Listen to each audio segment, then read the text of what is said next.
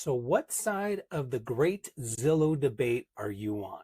Well, listen, no matter your side, there are some huge changes that are coming through the pipeline in regard to how we as real estate professionals conduct business, most specifically with the exposure of our listings. Now, looking at an article that was just dropped. So, the article I'm referencing is, and it comes from Zillow Premier Agent, Zillow's listing access standards, what agents need to know. Fair enough. It's about a 15-minute read. I've actually linked it down below if you want to read it, but I've also distilled the article with the help of artificial intelligence and have created some summary bullet points that I'll deliver to you, hopefully in a couple minutes or less.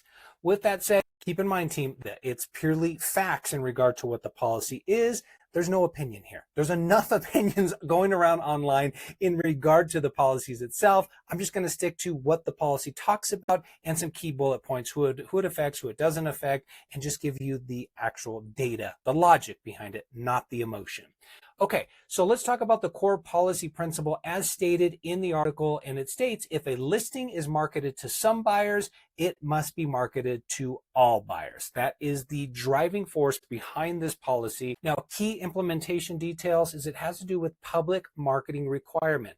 Listings publicly marketed must be entered in the MLS within 1 business day and made available via IDX or VOW to appear on Zillow and Trulia.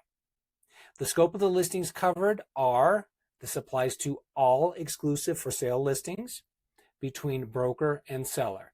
It does not apply to builder direct inventory, for sale by owners, or rentals. Okay, so what is the proposed audience impact? Who is this going to affect? Well, clearly you're watching this. So it is going to affect agents. It's going to affect sellers. It's going to affect buyers. And look, I'm just going to go as far as to say it's going to affect the entire transactional process as to inventory, supply, demand, what's available, what is shown, what's not shown, so on and so forth. That is not an opinion statement. That is a factual statement. Continuing on, what are non-compliance consequences? Starting May 28th, so there's that date I alluded to early on. So it is May 28th, just right after Memorial Day, agents will receive notifications for non-compliant listings.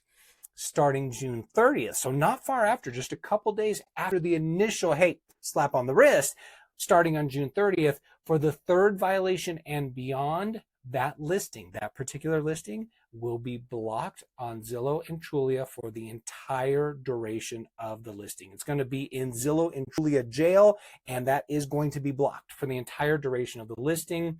Listings that are in compliance will remain unaffected. Okay, so what is allowed in this? Office exclusives with written disclosure with internal sharing only, 1. Coming soon listings entered in the MLS within 1 business day. 3, this one's a fun one and might cause some chaos, sneak peek post that don't have prices, addresses, or a call to action. More on the sneak peek post here in just a second. What's not allowed? Public marketing without any MLS entry, gated broker site listings that are not on the MLS. A lot of hot debate surrounding this particular topic, but that's not allowed. Social post with listing details plus a call to action. Also, number 4, public previews for buyers outside of current clients. Now let's talk about private listings. Permitted only when the seller gives written opt-out, shared one-on-one with the brokerage, not marketed publicly, and a waiver signed acknowledging the risk. Okay, so those are 4 criteria for the listings.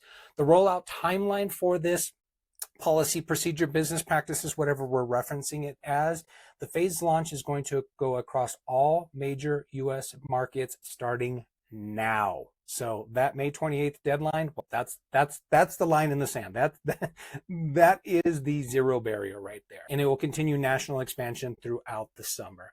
So agent resources that are available if you want to learn more about this is linked below is the article itself. In the article, there's additional links such as training via the Zillow Academy, FAQs, violation notifications, and compliance support also available, and then downloadable listing presentations as well. So if you want to weave those into your listing presentations, those are available via the Zillow resources.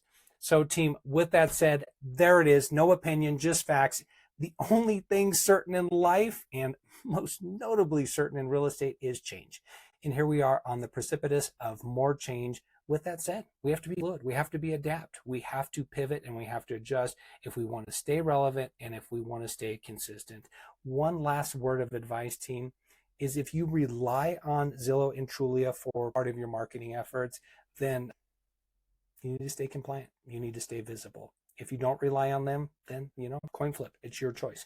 With that said, I want to remind everybody that you are powerful. It is my goal, my role, and my mission through these trainings to remind you just how powerful you are and to empower you through education. With that said, read the rules, read the policies, read the procedures, link below, understand it, live it, breathe it, and at the end of the day, get after it. It's your real estate business. Talk soon, everybody. Bye-bye.